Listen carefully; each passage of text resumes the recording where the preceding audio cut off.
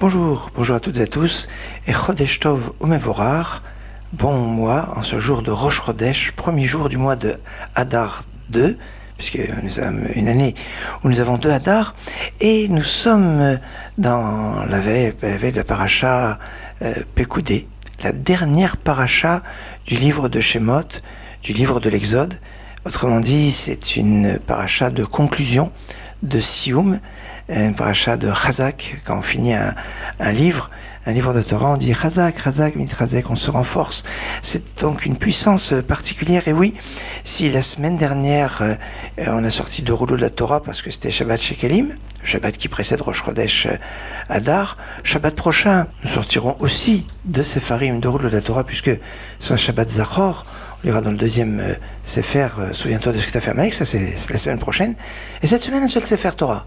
Un seul Sefer Torah, certes, mais conclusion du livre de Shemot, un peu à l'instar du jour de Simchat Torah. Le sens de Simchat Torah, de la joie de la Torah, c'est parce qu'on termine la lecture de la Torah. D'ailleurs, c'est intéressant, remarquez, la fin du livre de Shemot ressemble beaucoup l'Aïné Kol Bet Israël Bechol Mas'ahem, l'Aïné Kol Israël, entre la fin du Shemot, l'Aïné Kol Bet Israël Bechol Mas'ahem, aux yeux de tout Israël dans toute leur pérégrination, dans toute leur station, alors que la fin de la Torah, qu'on lit le jour de Simchat Torah, c'est l'Aïné Kol Israël, aux yeux de tout Israël, où il y a un petit peu moins de mots, mais on retrouve à peu près les mêmes termes. Ça veut dire que c'est un Shabbat qui a une résonance un peu de Simchat Torah. Et bien sûr, puisque nous sommes au début du mois de Hadar et qu'on nous dit Mishenich Nas Hadar Marbim Besimcha. Quand on commence le mois d'Hadar, on multiplie la joie dans la conclusion de l'étude de la Torah, qui nous procure cette source de joie particulièrement intense et particulièrement forte quand on est le jour le plus triste de l'année, le 9 Av. C'est un jour où normalement on n'a pas le droit d'étudier la Torah parce que Pikoudé Hashem Yesharim Mesam Chelev, les lois de Dieu sont droites, elles réjouissent le cœur. C'est la phrase clé. Alors, c'est impossible qu'on se passe un jour sans étudier la Torah, c'est impensable. Donc on autorise d'étudier des passages tristes dans la Torah, comme les lois de deuil et les histoires sur la destruction du temple. Ça, c'est le jour du 9 Av. C'est le seul jour de l'année où il y a cette restriction sur l'étude de la Torah. Maintenant, si c'est la notion de diminution de joie, ou même d'absence de joie pour le 9 Av par rapport à l'étude de la Torah, on comprendra aisément que la multiplication de joie qu'on a à partir du moment où on commence le mois d'Hadar, va être liée avec l'étude de la Torah. Quelque part, on va augmenter notre étude de la Torah, et à travers cette augmentation, on va multiplier la joie. Et cette multiplication de joie va se décupler avec la conclusion. Quand on conclut un livre, c'est qu'on va commencer un nouveau livre, et donc il y a cette simcha de conclure, de commencer, et cette simcha, cette joie, va être reliée avec un autre aspect. En effet, j'aimerais attirer votre attention sur le fait que, avant d'étudier la Torah, on se doit de remercier Dieu de nous avoir donné la Torah. On se doit de faire une bénédiction parce que l'étude de la Torah est une mitzvah. Cher qui déchaîne nos mitzvotav, qui nous a sanctifiés par ses commandements et qui nous a ordonné d'étudier la Torah.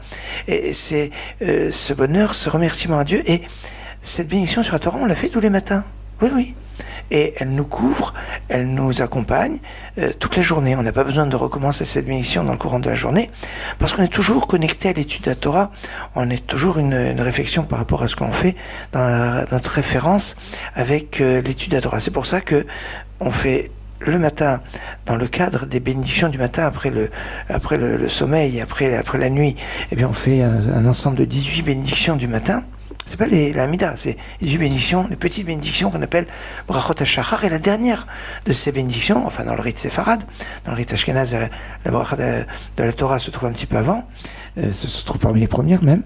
Cette bracha de la Torah, c'est une bracha donc qu'on va faire sur la mitzvah de l'étude de la Torah, et la joie qu'on a dans cette étude. Cette joie, c'est ce qui est marqué dans le Mishnah Brura sur la halachot, sur les lois de la bracha de la Torah, qui dit qu'on doit faire cette bénédiction avec simcha, avec joie. Ça va très loin cette histoire, parce que souvenez-vous de 2 sources. Une première source, c'est dans le livre de Devarim, Parashat Kitavo. On dit que toutes les catastrophes sont arrivées. Tachat asher lo avata et Hashem elokecha besimcha. C'est parce que tu n'as pas servi Dieu dans la joie. Tu as servi Dieu, mais tu n'as pas fait dans la joie. t'avais pas d'enthousiasme, t'avais pas de joie qui te donnait, qui boostait, qui donnait un sens à tes mitzvot. Alors c'est pour ça que ça marche pas. Alors ça c'est un point. Deuxième point, ça on nous dit pourquoi toutes ces choses sont arrivées. Al-Ozvam et Torati, c'est parce qu'ils ont abandonné ma Torah. Et les sages posent la question, ils disent mais abandonner la Torah? Non, mais ils étudiaient la Torah, ils n'avaient pas abandonné la Torah. Et dans la Gemara, Dieu va dire non, ils ne faisaient pas les bénédictions sur l'étude de la Torah. Pas les bénédictions sur l'étude de la Torah. Ça veut dire qu'ils ne considéraient pas l'étude de la Torah comme une mitzvah, comme un message révélé, comme un message qui est baigné, qui véhicule la kedusha, qui véhicule la sainteté.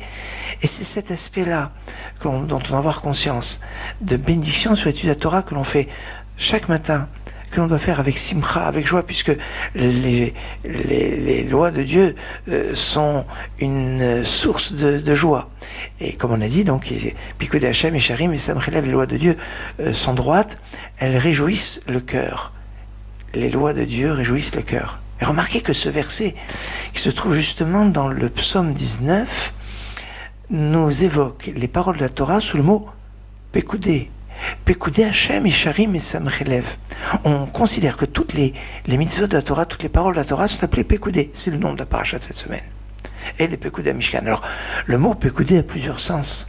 Il peut avoir le sens dans notre paracha de compte. C'est le sens premier de notre paracha, c'est le compte de tout ce qui a été donné. Moshe a donné tous les comptes, voilà, pour avoir une transparence. Mais le mot Pekudé, Pakod, peut avoir un sens de se souvenir, peut avoir un sens de sauver, peut avoir aussi un sens de punir. Voyons Pokudi, à propos de la faute du veau d'or, on dit qu'il y a une sorte de pakad, que Dieu va reporter la punition avec un petit peu de la punition de la faute du veau d'or dans les générations qui arrivent après. Mais d'un autre côté, le mot pakod, Yifkod, Elohim Etrem, est le terme, le code de la Géoula, de la délivrance que Yosef avait livré aux enfants d'Israël. Dieu vous fera sortir de là, et celui qui va vous délivrer devra dire cette phrase, Pakod, Yifkod, Elohim Etrem. Et celle qui avait gardé cette tradition de savoir quelle était la phrase qu'il fallait dire, c'était Serach, la fille d'Acher. Et quand Moshe va venir pour dire aux enfants d'Israël, Dieu m'a missionné pour vous faire sortir d'Égypte, il a dit, qu'est-ce que tu dois dire? Et il dit Pakod, Yifkod. Ils ont dit à Acher, ils ont dit à Serach, la fille d'Acher, c'est bon, c'est bien le code qu'il fallait dire. Et elle a dit oui, c'est ça, c'est Pakod Yifkod. Et remarquez que c'est la même racine. Pakod Yifkod, c'est Pekoudé. C'est justement le nom de cette paracha qui conclut le livre de Shemot. Livre de Shemot qui est le livre de l'Exode, qui est un livre que l'on pourrait décrire en 3 parties. La sortie d'Égypte, la révélation de la Torah, et la construction du Mishkan, du sanctuaire. Et en fait, c'est une continuité, parce que le but de la sortie d'Égypte, c'est de recevoir la Torah. Et recevoir la Torah, c'est pas un seul moment. On doit continuer à recevoir la Torah dans le Mishkan, dans le sanctuaire, puisque le Mishkan va être une sorte de prolongement du Sinaï, prolongement du lieu de la révélation de Dieu, et cette révélation va continuer dans ce Mishkan, dans ce sanctuaire.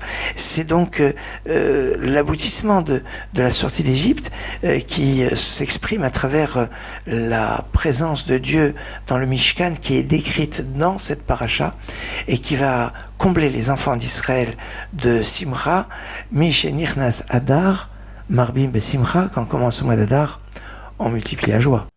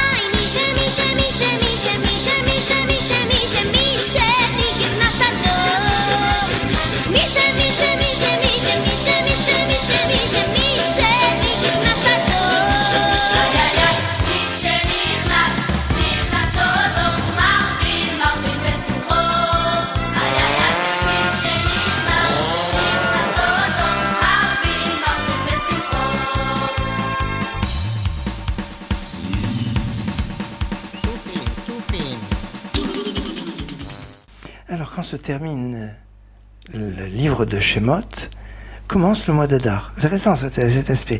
Et puis, avec le mois d'Adar qui commence, on finit l'année. Comment on finit l'année? Oui, puisque les mois de l'année se comptent à partir du mois de Nissan, le prochain mois, le mois de la sortie d'Égypte. Chodesh Hazel Lachem Rosh Chodashim, ce mois sera pour vous le premier des mois. C'est le mois de Nissan, et on compte les mois à partir de Nissan. Ça veut dire que le mois d'Adar, c'est le dernier mois de l'année. Et quand on a un 13e mois, c'est le cas de Adar V Adar, donc deuxième Adar, eh bien il a une résonance encore plus forte, je dirais, parce que justement, il a cette puissance d'être la fin, une conclusion aussi, un début. Alors, pourquoi tout le mois d'Adar est un mois qui est de Simcha? C'est quelque chose qu'on ne retrouve pas. On ne retrouve pour aucune autre fête. Regardez cette puissance de la fête de Purim. Parce que le début de... on va reprendre le début du mois de Tishri. Certes, au mois de Tishri, le 15 Tishri, on a la fête de Sukkot, qui est Zman Simchatenu, le temps de notre joie. Mais si au début du mois de Tishri, c'est un mois qui est un peu particulier, mais c'est parce que c'est Rosh Hashanah, il y a le Nouvel An, il y a Kippour, avec son côté solennel. On ne dit pas que quand on commence au mois de Tishri, on commence la joie, alors qu'on a la fête de la joie au milieu du mois de Tishri. Alors certes, c'est vrai, c'est difficile d'avoir cette dimension de joie, alors que c'est le moment du jugement, Rosh Hashanah, Kippour. Alors, mais enfin, concrètement, on n'a pas. On n'a pas aussi ce principe même pour le mois de Nissan. Et oui, le mois de Nissan, le mois de la sortie d'Égypte, Pessah, 15 Nissan. Mais si depuis le début du mois de Nissan, on ne fait pas les tachanounim, on ne fait pas les supplications, c'est pas par rapport à Pessah, c'est parce que le premier Nissan, il y a eu l'inauguration du Mishkan, l'inauguration du sanctuaire, et pendant les 12 jours qui ont suivi, chaque prince de chaque tribu est venu apporter des sacrifices pour l'inauguration du Mishkan, l'inauguration du sanctuaire. Voilà pourquoi, dès le début du mois Nissan, on ne fait pas Tachanun, mais pas par rapport à Pessah. Même, alors, vous allez me dire, à Shavuot, il y a quelque chose depuis le début du mois, mais Shavuot, c'est le 6 Sivan, et le 7 Sivan, en dehors d'Israël, on rajoute encore un jour. Et puis bon, après, on a les jours de Tashlumin, les jours de rattrapage, mais pas plus que ça. La fête de Purim a cette puissance qu'elle va rayonner sur l'ensemble du mois. Pourquoi? Parce qu'il est marqué dans la Megillat Esther, vers Chodesh, Asher Nefach Miagon et Simcha, et le mois qui s'est transformé de la peine à la joie. Le mois, à Chodesh. Dans un mois, Rosh Chodesh, le prochain Rosh Chodesh, va tomber Shabbat. Et ce sera Shabbat à Chodesh. Voilà, ce sera le Shabbat du Chodesh. On va annoncer la mitzvah de Rosh Chodesh, la mitzvah de Pessah. Et un mois avant, remarquez cette chose extraordinaire aujourd'hui, premier Adar 2, la Mishnah dans la Maseret Shekalim nous dit Mashmim ala Shekalim. On rappelle qu'il faut donner les demi-cycles. Les demi-cycles qu'il fallait donner pour l'achat des corbanotes, des sacrifices. Alors aujourd'hui, il n'y a plus de sacrifices, donc on donne Zecher le Machatzit HaShekel, en souvenir du Machatzit HaShekel. On donne plusieurs traditions qui existent, soit de donner un demi de la pièce du pays. Ça peut se faire. Alors, il y en a qui me donnent 3 fois, parce qu'il y a marqué 3 fois cette notion de don. Mais le plus classique est de donner, chez les Sfaradim, l'équivalent en poids en argent, qui est 9,6 grammes d'argent, ce qui revient à peu près à 7 euros, 7,5, 8 euros, suivant les façons de calculer. C'est ce qu'on doit donner en souvenir du Machatzit HaShekel. Et on le donne aujourd'hui pour des institutions qui enseignent, qui étudient, qui diffusent la Torah pour les enfants. Et on le donne, c'est une obligation. Et on le donne à partir de Rosh Chodesh Adar. Alors l'usage le plus classique est de le donner le jour du jeûne d'Esther. Et cet appel, remarquez qu'il est triplé cette année, vraiment 3 fois à une semaine d'intervalle. Aujourd'hui, Mashmim ala Shekalim, donc c'est l'appel, on va dire, officiel qui est marqué dans la Mishnah, et je le fais. La semaine dernière, c'était en qualité de Parashat Shekalim. On a lu donc le début de Parashat Ki Tisa en deuxième Sefer Torah, parce que on doit lire Shabbat, et le Shabbat qui précède Rosh Chodesh, c'était Shabbat dernier, puisque aujourd'hui sur Rosh Chodesh, demain on sera après Rosh Chodesh, donc c'était Shabbat dernier qu'on a lu la Parashat Shekalim. Et le Shabbat d'avant, Le Shabbat d'avant, c'était à Parashat Shekalim qu'on a lu en qualité de Parashat de la semaine. Donc on a lu une première semaine, le Parashat Kitissa, dont le début est la Parashat qui fait l'appel au demi-cycle. La semaine d'après, c'est-à-dire la semaine dernière, on a lu en qualité de Shabbat Shekalim, et aujourd'hui, sans Parashat, sans Sefer Torah, je vous dis que c'est, voilà, aujourd'hui, on faisait cet appel à la solidarité, à cette compréhension de la puissance du collectif, un demi-cycle. Ça veut dire que on a conscience qu'il y a une autre personne qui va être l'autre demi, où on n'est qu'une moitié. Et alors, Mashmina Shekalim, et puis il y avait une autre chose, on faisait appel à propos des Kilaïm. Kilaïm, c'est les espèces hybrides, quand des choses ont, des végétaux ont poussé ensemble alors qu'ils ne devraient pas, eh bien on se doit de les arracher, on peut pas en profiter. Alors c'est intéressant. D'un côté, on nous dit il y a une notion de solidarité, puis il y a une notion de faire attention à ce que des mélanges ne doivent pas se réaliser quand ils sont pas ce qu'il faut faire. Alors ça c'est le premier Hadar. Ce jour, on dit que quand commence le mois d'Hadar, on multiplie la joie. On multiplie la joie. On l'a dit tout à l'heure avec l'étude de la Torah. On multiplie la joie dans le chesed, dans la bonté, dans la générosité. On multiplie cette joie dans notre lien avec notre prochain, avec Dieu, avec soi-même, de cette simcha qui est en fait la compréhension de combler un manque.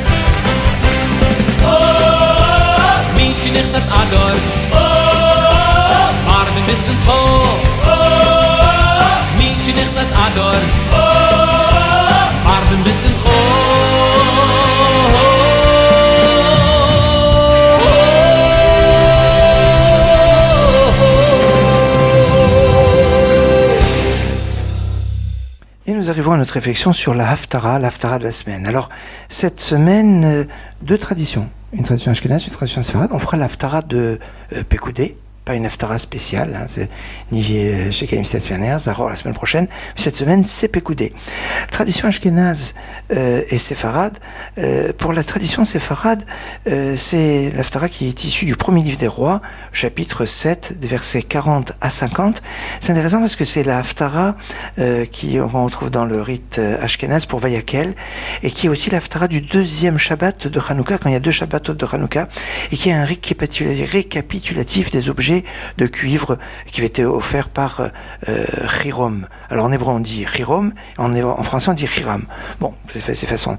Dans la tradition ashkénaze, on lit le texte qui est après, qui est issu du premier livre des rois aussi, chapitre 7, on commence au verset 51, donc juste un verset après la tradition séfarade, et on continue chapitre 8 et jusqu'au verset 21, et qui fait référence à l'établissement de la présence de la Shrina, de l'Arche Sainte, la Shrina dans le Beth Amikdash. C'est une Haftara aussi qu'on fait le deuxième jour de fête de Sukkot en dehors d'Israël. Alors, il y a quelque chose qui est intéressant sur cet aspect, c'est que on voit que le Beth Amikdash qui a été détruit par Nabucodonosor avait été une commande auprès d'ouvriers habiles, et par le pouvoir politique.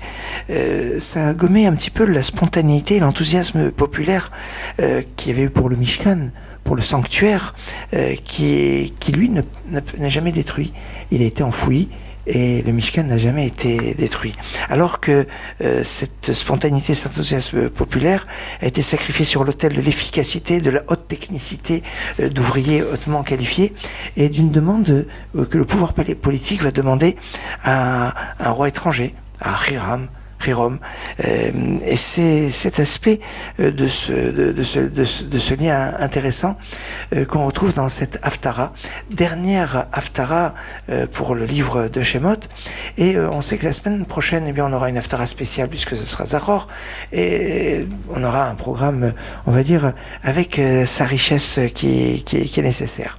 Il va être temps pour moi de vous souhaiter bon Shabbat, un Shabbat de paix, un Shabbat de simcha, un Shabbat de joie, un Shabbat d'étude, un Shabbat studieux, un Shabbat de Kedusha, en ce jour de Rosh Chodesh Adar, comme on l'a illustré avec les musiques, Mishen Nichnas Adar, Marmim Simcha, quand on commence le mois d'Adar, on multiplie la joie. La joie, non, c'est pas forcément synonyme d'alcool, non. Oui, je peux me permettre de le préciser. Et quand le jour de Purim, on dit Réavinish les basumé bapuria, qu'à Purim on doit se saouler, c'est pas si franc et si évident dans les textes. Et puis il y a une limite, ad del yada. Ça veut pas dire qu'on doit arriver jusqu'à on va plus faire la différence. On doit le faire avant. On pourrait se saouler encore, jusqu'à la limite, c'est-à-dire on doit encore pouvoir faire la différence entre Mondi soit Aman et Béni soit Mordechai. En tout cas, la présence d'alcool n'est pas l'élément fondamental dans la dimension de la simcha. Par contre, la mitzvah, le chesed, réjouir ceux qui ont le cœur contrit et étudier la Torah, toutes ces dimensions de simcha et de vraie simcha, c'est ce qu'il faut savoir cultiver, développer et amplifier pour ce mois d'Adar, que quand commence le mois d'Adar, on multiplie la joie. Shabbat Shalom, Git Shabbos. Shabbat Shalom, Umevorach.